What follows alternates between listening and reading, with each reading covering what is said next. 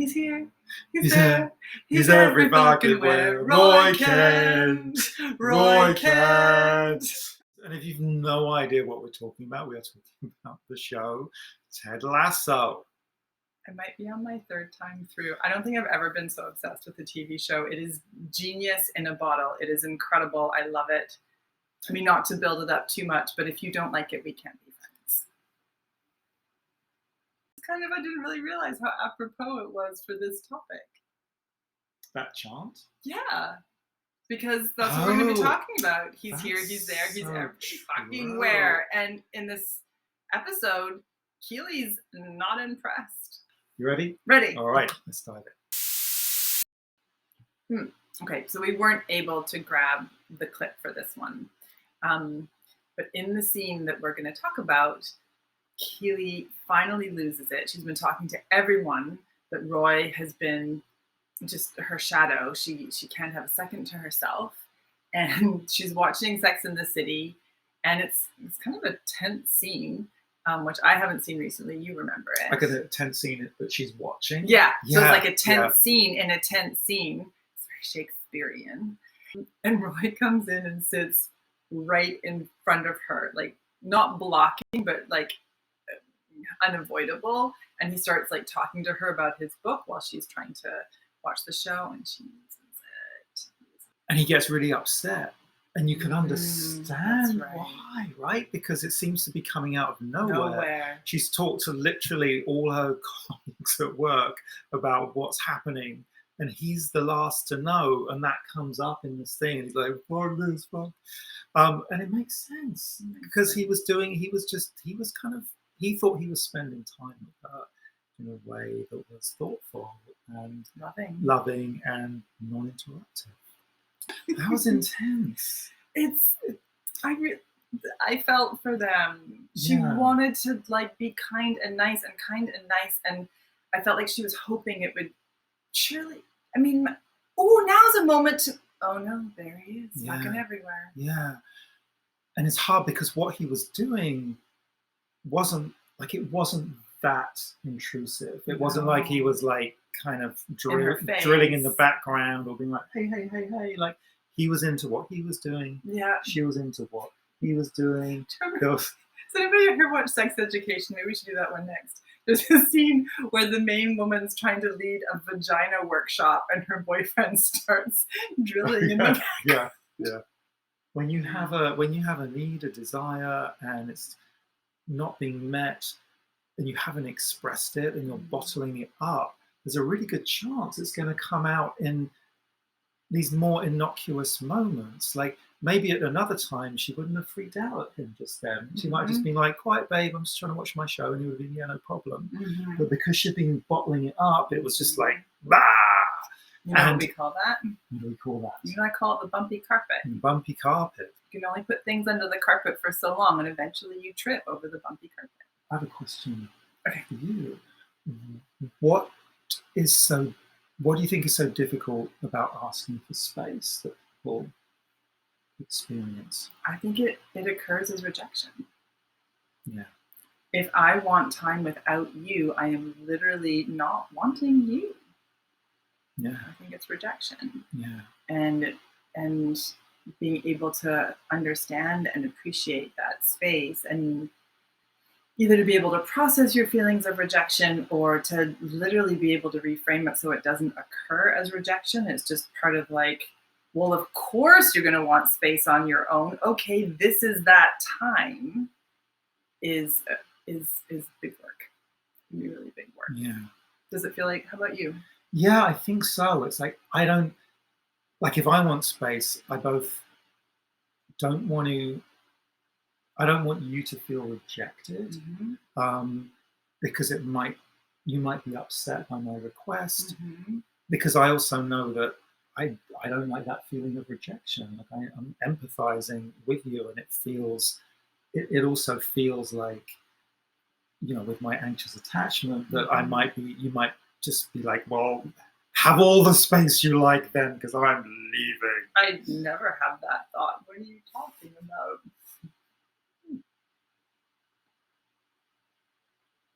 I do. I have there. I definitely have that. Yeah.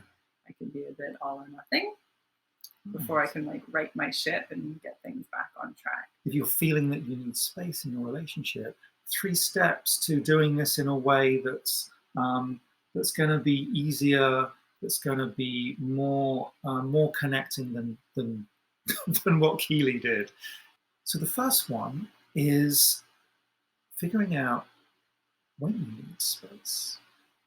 So quite often there's a time of day that you commonly need more space than less in. And so it's feeling in and noticing when that time of day is for you. So the invitation is just to kind of feel in and kind of look for the signs of when you're feeling sort of irritable or constrained by the idea of being around your partner, or when you are around your partner, be like, oh, okay, just note to self, like it's this time of day. I know the sensations of when I need space is I just might be noticing about myself that I'm feeling really insular, that maybe I'm a kind of a bit tight in my body, and that can be a sign to me that, oh hey, I need a bit of space for myself. Yeah, me too. It'll occur, it'll feel and sound in my head like, oh, I can't do that thing that I want to do because he's here. Mm. And so I think that there's also some runway and trajectory for a relationship to figure out how to have more different kinds of spaces together. Something that I think is really wonderful in a relationship is to be able to do separate things in the same room or in the same house, but it doesn't just have to be someone leaves the house. Yeah. Right. So it's an unfolding, and like everything we offer, you can see the spaces where you want time to yourself, and it can evolve tomorrow or in 10 years. Yeah. So just whatever you notice, let yourself hold it a little bit lightly.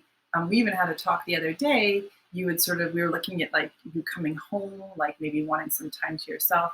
But then we did a little bit of energy work, and actually you haven't needed as much time to yourself since we did a couple of mindset shifts and a bit of energy shifting, and it's feeling lighter and easier. Yeah. And there's something about knowing that you can have space if you want it that makes it feel like less intense. It's like, okay, that's just an option. It's not like, oh my God, I need it. And I think that's one of the things that you beautifully led me to. Thanks. Step number 2, how much space do you think you need? So with the example that you were just giving about us, it was like, I felt like I needed 15, 20 minutes when I've been out during the day and I come home, just 15 minutes to kind of recalibrate, just spend a bit of time to myself. And it's really helpful to have a sense of how much time you need. And helpful for the other person to know as well. Like, do you need 3? What's that reel on Instagram? As if I have my 18 hours every morning to myself to journal and nap, I'm good for the day. Yeah. Yeah. Anyway. It might be if you're a parent and you have kids, or especially young kids, and one of you is more based at home and the other one's out in the world. The one that's been with the kids might need an hour. They might need 40 minutes. So just to kind of feel into that and have a sense of how much time you need to just kind of, what did you say, right your ship? Yeah, just to feel a bit more kind of in yourself and a bit more, more able to be present. I'm going to add a step. Okay, can I? Yeah, go ahead. Yeah. So both of those steps. I'm wondering if you can see, and comment below if you can see this. By the way, like and subscribe. We are building this channel, and super, super thrilled that you're here. Is having the dialogue about these things with your partner as both an ask and an exploration.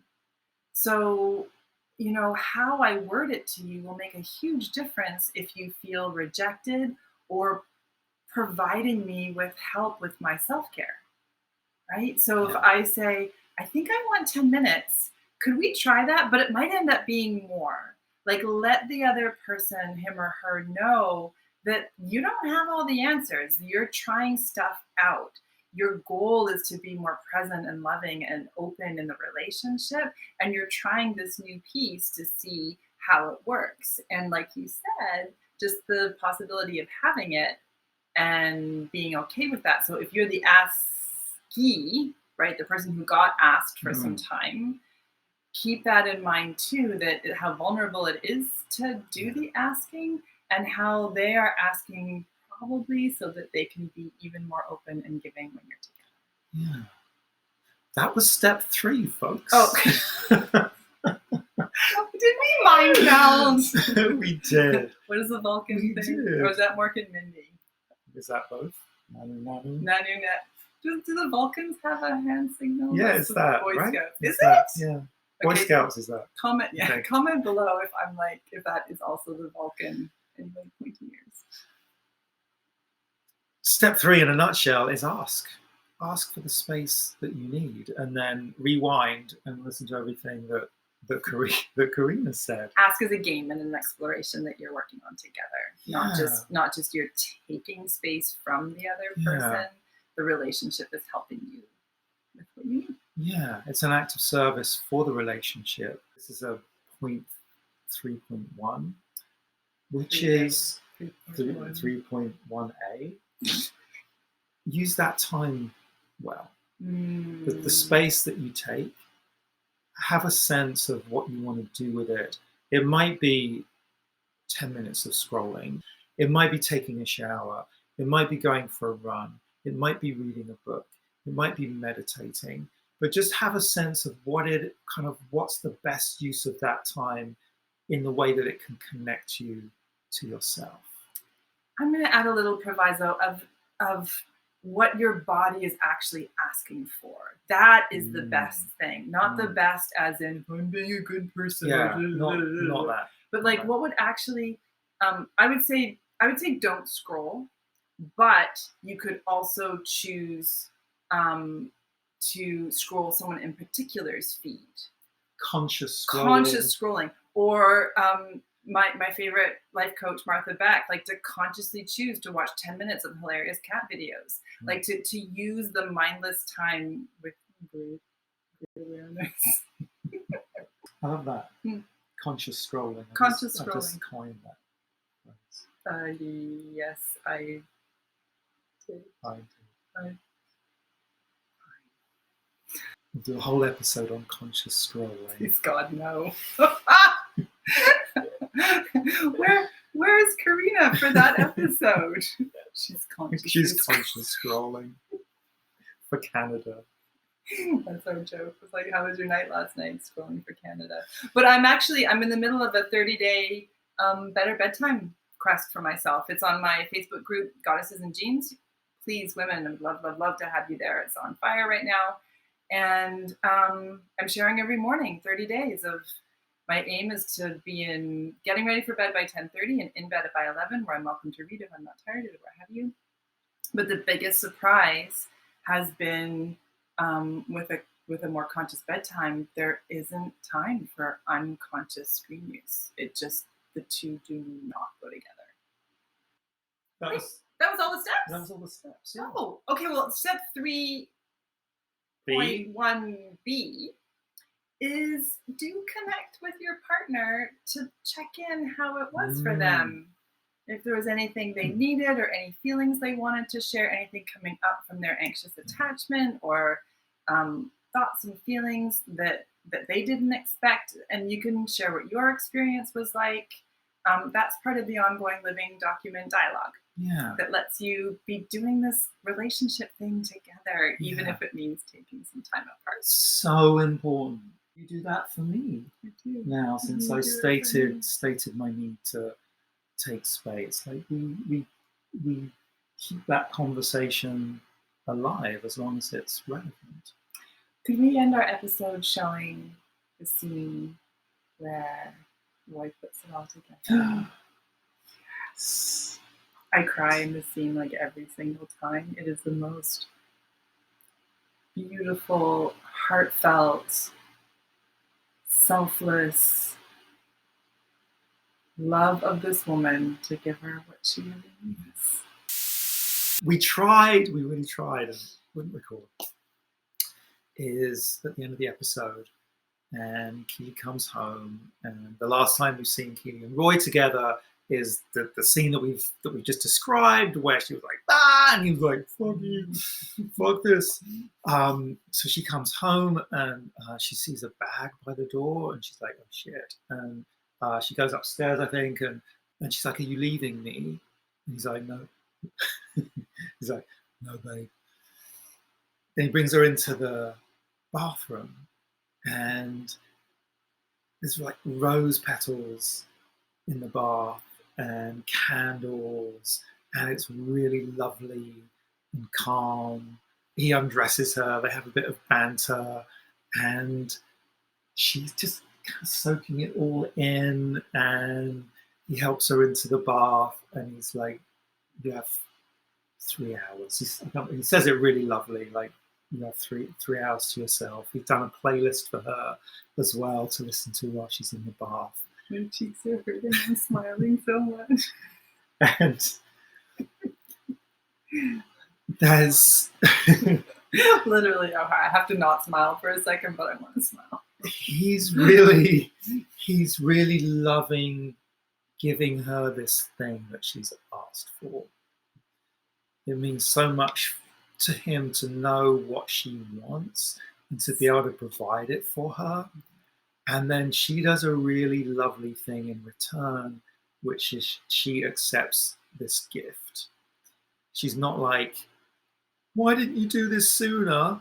Or this is what I want. She's like, I didn't even think about that. She's just so like, thank you.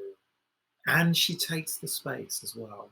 She's like honors herself in embarking on this 3-hour bath experience. All right. Thanks for watching.